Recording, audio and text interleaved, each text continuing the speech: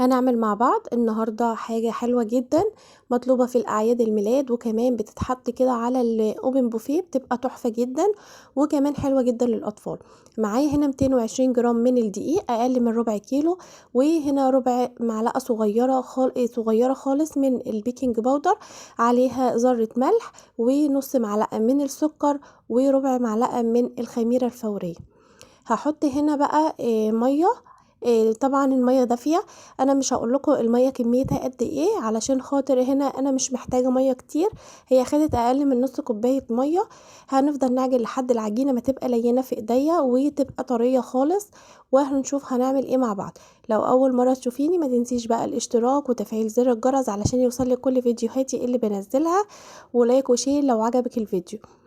بصوا هنا العجينة ملزقة في ايديا خالص وماسكة جدا في صوابعي، هفضل اعجن فيها لحد ما تسيب خالص، وبعدين هحطها على الرخامة او عندك اي حاجة بتعجني عليها، واحط معلقة كبيرة من الزيت. زيت يكون ملهوش ريحة علشان ما بوظيش الوصفة كلها.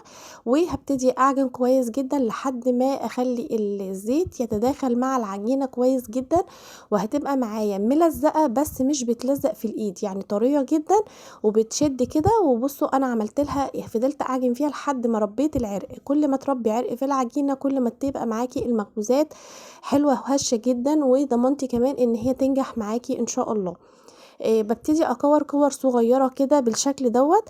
هي طلعت معايا 9 كور للكايزر، انما ممكن تطلع معاكي 10 كايزرات صغيره، لانها هنا اول ما عجنت قمت على طول مقطعاها بالشكل دوت، وهسيبها لحد ما تخمر ويتضاعف حجمها، يبقى مرتين. فحضرتك ممكن تعمليها بالشكل دوت، بس هتصغريها شوية لانها لما بتخمر يعني بتكبر اكتر، فعشان خاطر يبقى معاكي ميني ما يبقاش معاكي القيصر كبير. هنا بقى بصوا هوريكم حاجة تانية، انت ممكن تفرديها كده بالشكل دوت وتفضلي تعمليها زي السرة كده، تدخليها جوه بعضها. الحركة دي بتخليها هشة ومورقة جدا من جوه، بتبقى حلوة جدا جدا. وبعدين بقى هنا هجيب كيسة او اي حاجة وهغطي وشها، وهدهن الوش الاول بمعلقة من الزيت بالشكل دوت علشان خاطر ما تنشفش معايا. هنا بصوا تضاعف حجمها، بس ما كانش يعني ما تضاعفتش قوي، لاني انا استعجلت عليها، انا سبتها 10 دقايق بس تخمر، المفروض كنت سبتها من ربع لنص ساعة علشان خاطر الاقيها تفتح اكتر وتبقى مفتحة معايا اكتر. بس العيال بصراحة كانوا مستعجلين جدا وفرحانين قوي.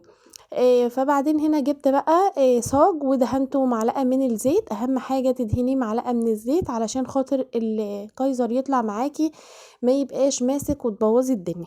هنا بقى معايا نسكافيه، معلقة نص معلقة من النسكافيه على شوية من اللبن، وهقلبهم كده واحط لهم كمان نطرة من السكر كده، بتدي شكل حلو قوي وكمان طعم جميل جدا للكايزر. بتدوبيهم مع بعض، وبعدين بتجيبي فرشة وتدي الوش كده. محمية الفرن على درجة حرارة 260، الفرن حامي جدا. وبعدين هنا هقوم رشة بسيطة من السمسم، دي حاجة اختيارية. وبعدين بدخله بقى يكون الفرن شغال، بحط في الرف الاوسط. ما خدش معايا بصراحة 10 دقايق وطلع معايا بالشكل ده، طالع طري جدا. بس لو طلع معاكي مثلا لا قدر الله الوش واخد لون ناشف، ممكن تجيبي بخاخة وتبخي، احنا مش حاطين بيض فما تخافيش ان هو يزفر. شايفين طالع معايا اللهم بارك حلو جدا، شايفين ما شاء الله. انا بفتحه لكم هنا وهو سخن، انا ما استنيتش عليه. وكمان حشيته بقى للاولاد كده برجر تحفة جدا، وسهل كمان قوي عليهم وهم بياكلوه كده وما يبقوش منه حاجة. شايفين هنا القعر مستوي وكمان الوش مستوي وشكله حلو جدا وريحته كانت جميل. ريحة المخبوزات في البيت بتدي ريحة دفى وحلوة جدا ما شاء الله اللهم بارك. شايفين البرجر؟ لو حابين ان انا انزل لكم طريقة البرجر وازاي ما يكشش معاكي اكتبي لي في الكومنت.